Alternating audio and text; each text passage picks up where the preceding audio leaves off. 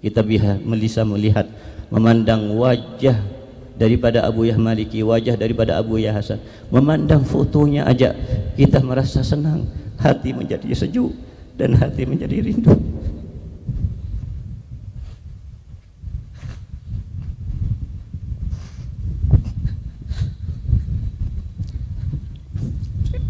Rindu kepada Abu Yah Maliki, rindu kepada Abu Yah. Mereka orang-orang yang Masya Allah, wali-wali Allah, beruntung menjadi anak didik mereka semuanya. Dan semoga kita semua dijadikan oleh Allah Subhanahu wa Ta'ala orang-orang yang bersyukur atas nikmat ini, dan bisa mengembirakan mereka semuanya, dan bisa menjadi santri-santri yang mendapatkan ridha daripada mereka semuanya, insyaallah.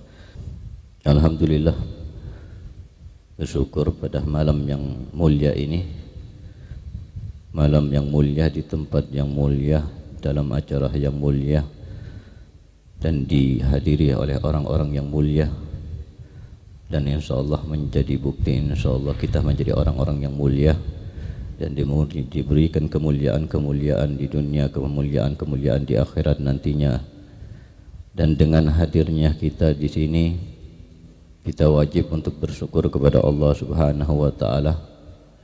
Di sini bagaimana bukti daripada guru-guru kalian, khususnya Abu Yah Al-Habib Zain Baharun, bagaimana perhatian beliau kepada anak-anak didik beliau, kepada santri-santri beliau. Beliau memikirkan dan memperhatikan segala sesuatu yang terkait dengan anak-anak didik beliau, dan beliau ingin betul-betul mendidik sempurna, betul-betul ingin menjadikan anak didik beliau lebih baik bahkan daripada diri beliau sendiri. Oleh karena itu beliau membuat Gisim Riayah, yang tidak lain beliau ingin betul-betul tidak hanya mendidik sekian banyak daripada santri di Ma'had Darul Uluwah wa Da'wah, tapi beliau betul-betul mendidik sebenarnya bukan ribuan santri, tapi hanya 10-12 santri yang diwakilkan. Setiap satu halaqah yang berisi 10 atau 12 dengan satu ustadz, yang semua itu bentuk daripada perhatian beliau, sehingga satu ustadz ini sebagai wakil daripada beliau bisa memperhatikan secara detail dari kesehatannya, dari hafalannya, dari pendidikannya, dari yang terkait semua dengan santri-santrinya. Dan termasuk yang di dalam acara ini termasuk bentuk daripada perhatian beliau. Bagaimana beliau sendiri yang meminta untuk melantik, dan beliau sendiri hadir dengan semangatnya untuk melantik. Pertama adalah Ursada, yaitu mereka yang duduk di kelas 3 aliyah, yang mereka diberikan amanat oleh beliau untuk membantu dalam menjalankan program-program dan kewajiban-kewajiban yang ada di dalam pesantren ini. Dan kemudian juga melantik wali-wali kamar yang juga nantinya membantu beliau dalam mendidik dan memantau semua kamar. Setiap kamar ada wali kamar 1 atau 2, dan setiap kamar bahkan juga nantinya ada musyrif. Setiap kamar nantinya ada musyrif dari asatizah, dari satu ustadz yang bertugas memantau di atas daripada wali kamar kalian. Dan semua ini bentuk perhatian agar betul-betul berjalan program di pesantren pendidikan, dan memantau mereka dengan full sempurna, sehingga mereka semuanya insyaallah, kalian semuanya insyaallah sukses sampai menjadi ulama, sukses menjadi wali-wali Allah Subhanahu wa Ta'ala. Beruntunglah kalian semuanya, kalian dididik oleh guru-guru, yang guru-guru kalian ini langsung mendapatkan didikan dari orang-orang besar. Dan ini pentingnya untuk kita berguru kepada siapa? Sebagaimana disabdakan oleh Nabi Muhammad SAW, inna hadzal ilm din fanduru amman ta'khuduna dinakum. Ini ilmu adalah agama. Siapa yang mengajari kita itu dijadikan sebagai agama kita. Maka Nabi SAW mewanti-wanti, jangan sembarang untuk mencari ilmu, jangan sembarangan untuk mencari guru, jangan sembarangan mencari pendidik, tapi lihatlah bagaimana akhlaknya, bagaimana ilmunya, bagaimana akidahnya, dan bagaimana sanad keilmuannya. Dari siapa gurunya itu belajar, dari guru-gurunya belajarnya dari siapa, dan terus apakah sanad itu nyambung kepada aulia, kepada sulaha, nyambung terus kepada tabi'in dan kepada tabi'in dan sampai kepada sahabat Nabi dan sampai kepada Nabi Muhammad SAW. Abun talaqqa an abin, begitulah mereka mencari sanad keilmuan, bukan hanya mencari guru tapi tidak jelas belajarnya dari mana guru tersebut, atau bahkan mencari guru dari medsos, tidak jelas ilmunya, tidak jelas siapa gurunya.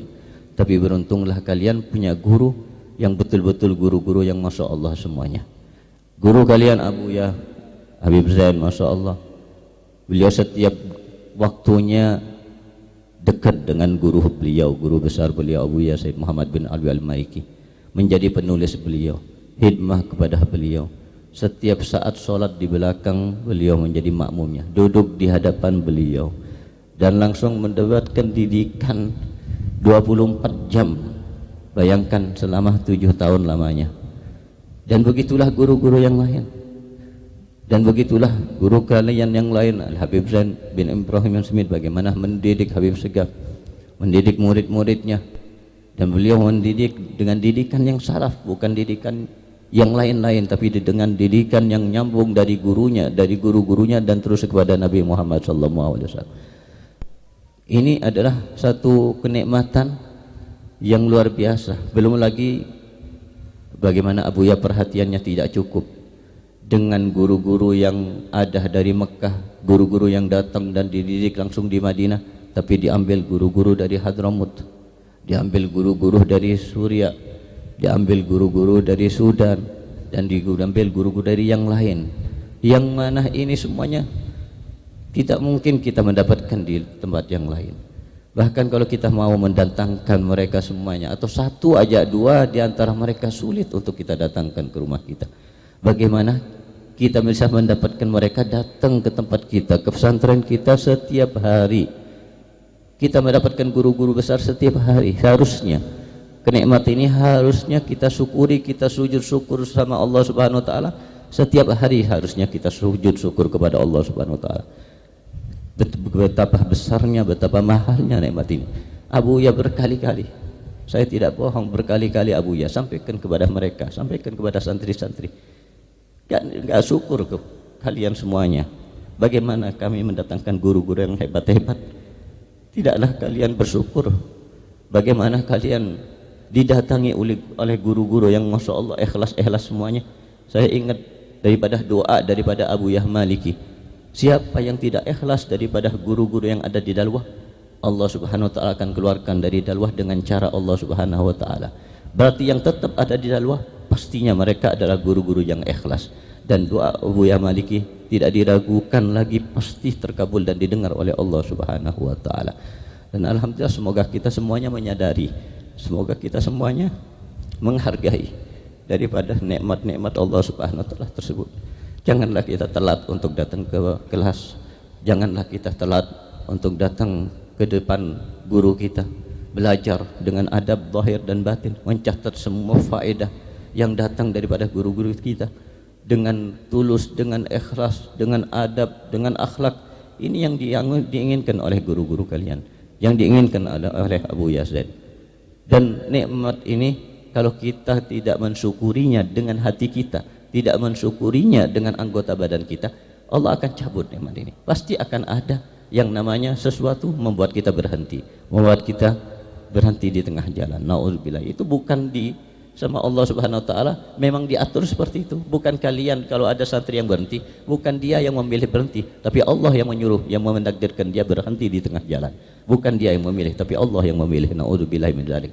Dan sebaliknya, siapa yang terus berjalan istiqomah sampai selesai, bukan karena dia juga, tapi karena Allah yang memilih dia untuk mendapatkan kesuksesan tersebut.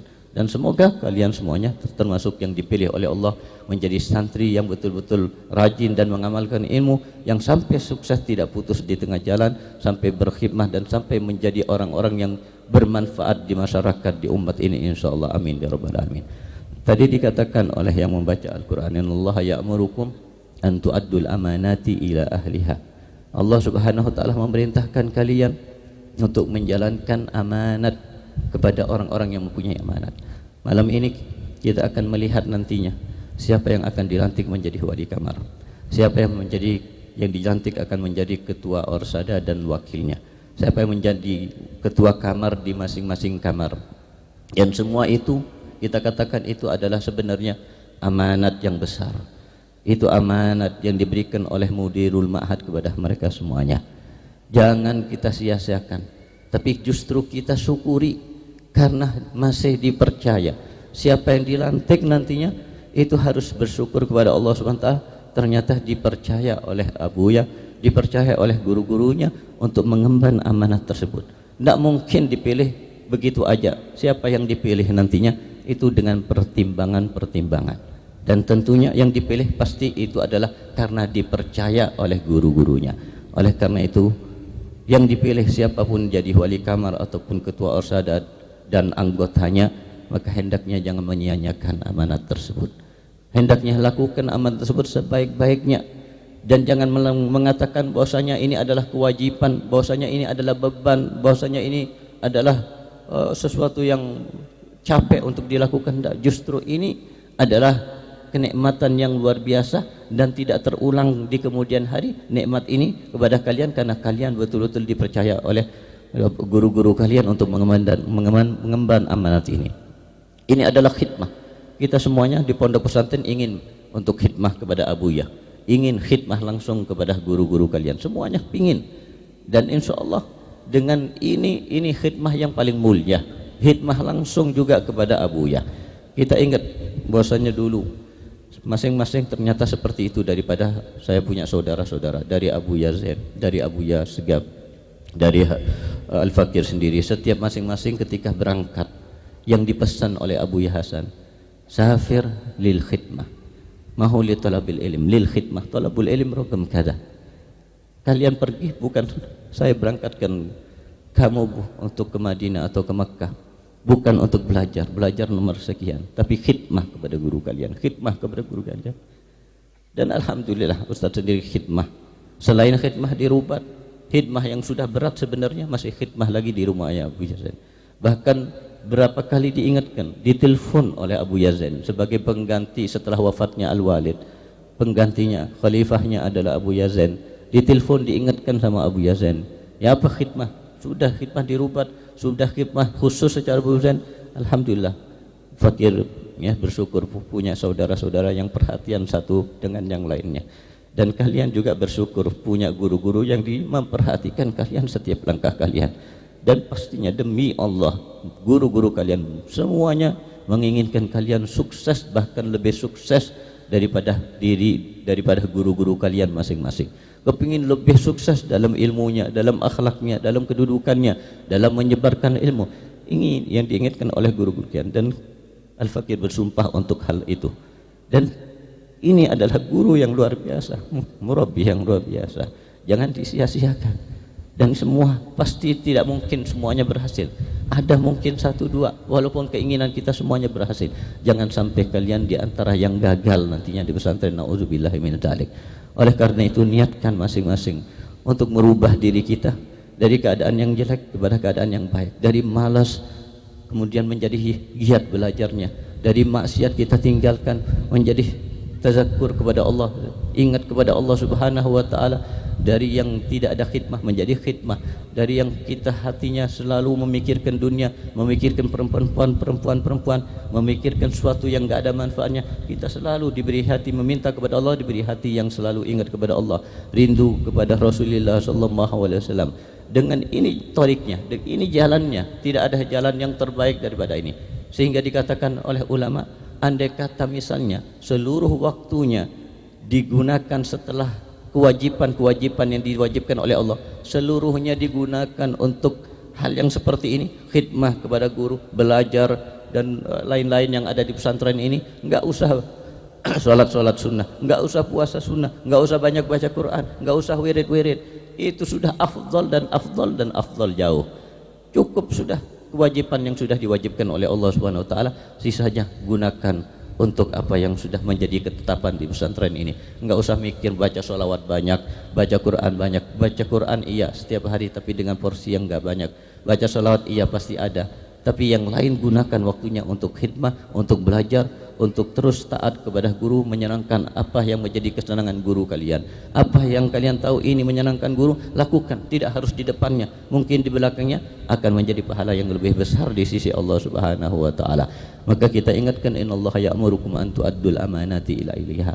Oleh karena itu, sesuatu yang sudah diwajibkan dan diamanatkan oleh guru kita, harus terlebih dahulu waspada kepada dirinya sendiri.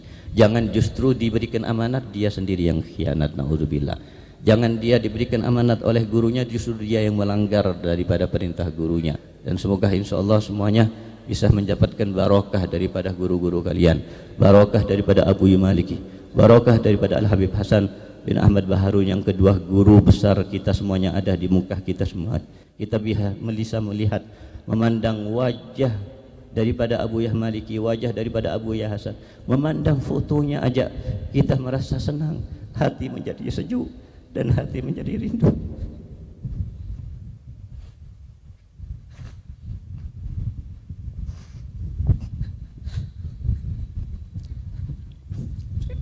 Rindu kepada Abu Maliki, rindu kepada Abu Hasan. Mereka orang-orang yang masya Allah, wali-wali Allah, beruntung menjadi anak didik mereka semuanya. Dan semoga kita semua dijadikan oleh Allah Subhanahu wa taala orang-orang yang bersyukur atas nikmat ini, dan bisa mengembirakan mereka semuanya, dan bisa menjadi santri-santri yang mendapatkan ridha daripada mereka semuanya insyaallah. Wala minkum hakadha minni. Wassalamualaikum warahmatullahi wabarakatuh.